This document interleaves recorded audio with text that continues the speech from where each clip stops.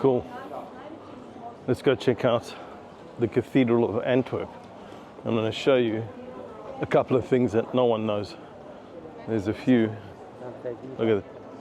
There's a few things on that statue that are quite naughty. We're gonna zoom in there just now.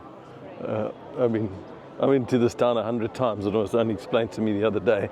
But until then, hey, look, this is probably one of the most impressive cathedrals in Europe, to be honest.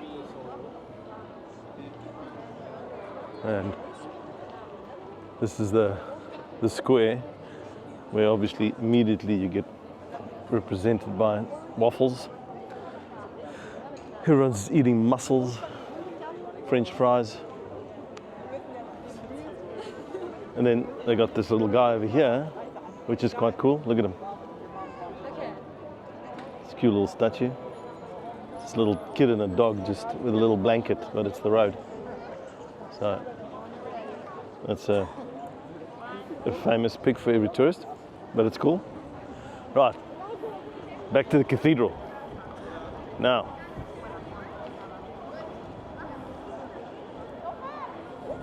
again, you see just how impressive this cathedral is.